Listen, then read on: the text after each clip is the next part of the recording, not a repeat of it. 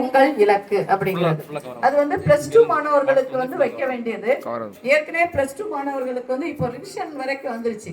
ஊடால ஒரு தடவை கல்லூரி கனவு அப்படிங்கிறதுல ஒரு களப்பயணம் அப்படின்னு ஒண்ணு ஆரம்பிச்சோம். அதுல சில காலேஜுகள் நம்ம ஆர்ட்ஸ் காலேஜ், லா காலேஜ், அப்புறம் நர்சிங், எம்பிபிஎஸ்ல தூத்துக்குடியில இருக்கிற தலைமை மருத்துவமனை, இதுக்கு எல்லாமே கூட்டிட்டு போனாங்க. அப்புறம் நம்ம பக்கத்துல இருக்கிற NEC national engineering college, KR arts college, இது எல்லாமே வந்து நம்ம அந்த லீவ்ல கல்லூரி களப்பயணமாக தொடங்கப்பட்டது. இப்போ அவங்கள வந்து திரும்ப டிஸ்டர்ப் பண்ணா முழாண்டு தேர்வு தொடங்குறதுக்கு அடுத்த வாரம் வந்து பிராக்டிக்கல் இருக்கு. அதனால அவங்கள இதை விட்டுட்டு இப்போ +1 மாணவர்கள் தான் அடுத்த ஸ்டெப் வைக்க போறாங்க +2க்கு. ஏன்னா +1க்கு பொது தேர்வு கிடையாது, நம்மளுடைய மாவட்டத்தினுடைய சார்பாகத்தான் ஒரு பொது தேர்வை வைப்பாங்க.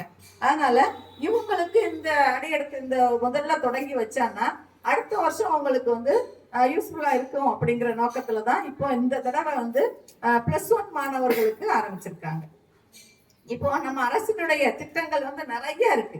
இதுல நான் முதல்வன் அப்படின்னு ஒரு திட்டம் இருக்கு. இதுதான் முதல்ல ஆரம்பிச்சது, நான் முதல்வன் அப்படின்னு. அந்த இதுல நம்மளுக்கு நான் முதல்வன் இணையதளம் ஒண்ணு இருக்கு.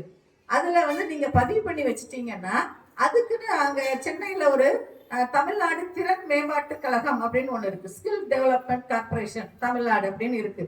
அதுல வந்து நீங்க உங்க பேரெல்லாம் அங்க பதிவாயிரும். அங்க ஒரு என்ட்ரன்ஸ் எக்ஸாம் வைப்பாங்க. அந்த ஸ்கில்கள் எது வேணாலும் இருக்கலாம், ITIயா இருக்கலாம், பாலிடெக்னிக்கா இருக்கலாம், எது வேணாலும் 6 மாச கோர்ஸ்ல இருந்து 2 மாச கோர்ஸ் வரைக்கும். அதுக்கப்புறம் நம்மளுடைய இந்த வீட்டுல இருந்தே செய்யக்கூடிய தொழில்கள் இருக்குல்ல, 1 மாச கோர்ஸ், 2 மாச கோர்ஸ், நம்மளே ஆரம்பிக்கிற பிசினஸ், அதுக்கு எல்லாத்துக்குமே அது உபயோகம் இருக்கும். அதுல வந்து நான் முதல்வனுக்குள்ள போனீங்கன்னா, அந்த இணையதளத்துக்கு போனீங்கன்னா நிறைய கோர்சஸ் இருக்கு. அது நம்ம இந்த வயசுன்ட்டு இல்லை, நீங்க 30 வயசா இருக்கலாம், 40 வயசா இருக்கலாம், ஏதாவது செல்ஃபா தொழில் தொடங்கணும் அப்படின்னா அதுக்கான நிதி உதவி என்ன கொடுப்பாங்க அப்படிங்கறது எல்லாமே இருக்கு. அதே மாதிரிதான் பசங்களுக்கும் அதுக்குள்ள போயினா அதுல சேர்ந்துக்கலாம். இன்னொன்று வந்து நீங்க நம்ம டிவில எல்லாம் நிறைய பார்த்துருப்பீங்க, இந்த IAS, அதுக்கப்புறம் குரூப் 1, குரூப் 2, இது எல்லாத்துக்குமே நான் முதல்வன் அந்த திட்டத்தை தான் சேர்ந்து நான் படித்தேன், அதனால தான் எனக்கு இது கிடைச்சது அப்படின்னு பேட்டி எல்லாம் கொடுத்துருப்பாங்க. அந்த நான் முதல்வன்ல பதிவு பண்ணி அதுல வந்து ஒரு என்ட்ரன்ஸ் எக்ஸாம் வைக்கிறாங்க. அந்த என்ட்ரன்ஸ் எக்ஸாம்ல அவங்க பாஸ் ஆயிட்டானா அவங்களே தங்குறதுக்கு இடம், சாப்பாடு, ட்ரைனிங், அப்புறம் மற்றவங்க கோர்ஸ், பயிற்சி புத்தகங்கள் எல்லாமே அவங்களே தங்க வச்சு எல்லா செலவுமே அவங்களே ஏற்றுக்கிறாங்க. அது வந்து என்ட்ரன்ஸ் எக்ஸாம் எழுதி அதில் பாஸ் ஆகணும். அப்படி உள்ளவங்கள தான் அங்கே வச்சுட்டு UPSC எக்ஸாம், TNPSC எக்ஸாம்ஸ் எல்லாத்தையுமே எழுத வைக்கிறாங்க. அதுல இருந்து நிறைய மாணவர்கள் இப்போ நம்ம தமிழ்நாட்டில இருந்து நிறைய பேர் இந்த சிவில் சர்வீசஸ்க்கு வந்து போயிருக்கிறாங்க. அது போக நம்ம பள்ளி லெவல்லையே நிறைய கல்வி உதவி தொகைகள் இருக்கு. அதுக்கப்புறம் உயர்கல்விக்கு போகும்போது அவங்களுக்கு என்னென்ன சலுகைகள் கிடைக்கும் அப்படிங்கிற எல்லாமே வந்து நம்ம தமிழ்நாடு அரசு வந்து செயல்படுத்துறாங்க. ஆனா பெற்றோர்களுக்கு வந்து அது சரியான முறையில வந்து ரீச் ஆக மாட்டேங்குது. அதுக்காகத்தான் இந்த மாதிரி ஒரு கேலண்டர் மாதிரி எங்களுக்கு அடிக்க சொல்லிட்டு இது எல்லாத்தையுமே பெற்றோருக்கு முதல்ல அவங்களுக்கு தெரியணும். பெற்றோர்களுக்கு தெரிஞ்சாதான் அவங்க பிள்ளைகளுக்கு அவங்க சொல்லுவாங்க. ஏன்னா நாங்க வந்து மாணவர்களுக்கு இடையில சொல்லுவோம், ப்ரேயர் அப்போ உங்களுக்கு அட்வைஸ் பண்றப்போ நாங்க சொல்றோம். ஆனா அது வந்து உங்களுக்கு போய் சேராது, உங்ககிட்ட வந்து சொல்ல மாட்டான். இங்க சொல்றதா இப்படியே இந்த ஒரு காதல வாங்கி ஒரு காதல விட்டுட்டு போயிடும். அதுக்கப்புறம் அவன் +2 முடிக்கிறப்போ அவனுடைய நண்பன் எதை தேர்ந்தெடுக்கானோ, அவனுடைய ஃப்ரெண்ட்ஸ் எதை சூஸ் பண்றாங்களோ, எதை அட்வைஸ் பண்றாங்களோ அதை நோக்கி போயிட்டே இருப்பான். இப்போ கோயில்பட்டியில ஆர்ட்ஸ் காலேஜ்ல ஒருத்தர் சேர்ந்திருக்கான்னா அவனுடைய ஃப்ரெண்ட்ஸ் எல்லாம் அப்படியே அங்கேயே போறது. அதுக்கப்புறம் கோயில்பட்டியில இன்னொரு தனியார் கல்லூரியில சேர்ந்தான்னா அப்படியே ஒன்று போல அங்கேயே போயிடுறது. அப்படியே நம்மளையே இந்த வீட்டுக்குள்ளேயே சுத்தி சுத்தி வந்துட்டு இருக்காங்க.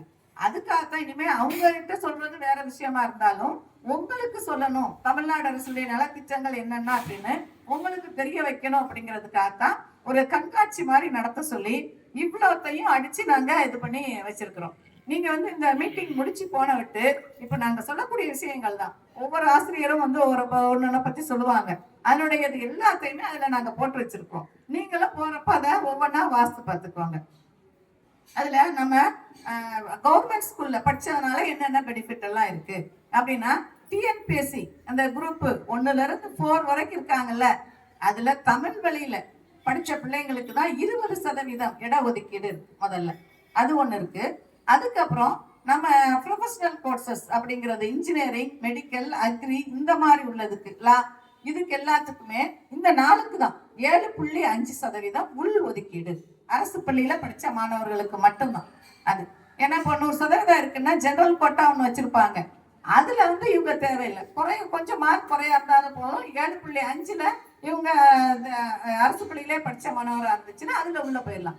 அப்படி நிறைய இருக்கு. 7.5ல உள்ள போனதுனால என்ன பெனிஃபிட் அப்படின்னா ஃபுல்லா ஃபீஸ் ஃப்ரீ, ஹாஸ்டல் கூட ஃப்ரீ தான். ஹாஸ்டலுக்கு கூட நீங்க பணம் கட்ட தேவையில்லை 7.5 இருந்தா. மார்க் குறைஞ்சதுன்னா 7.5க்கு கிடைக்காது. போன வருஷம் மாணவர்கள் இங்கிருந்து போனவர்கள்ல 150க்கு மேல கட் ஆஃப் எடுத்த மாணவர்களுக்கு மட்டும்தான் 7.5ல கிடைச்சது, உள்ளொதுக்கீட்டுல சீட்டு கிடைச்சது.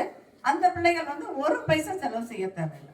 ஆனா 7.5ல கிடைச்சா மட்டும் அப்படியே உள்ள போயிடக்கூடாது. அதுக்கு சான்றிதழ்கள் என்னென்ன வைக்கணும் அப்படிங்கிறதுக்கான டெம்ப்ளேட்ஸும் நாங்க அதுல எழுதி போட்டுருக்கோம்.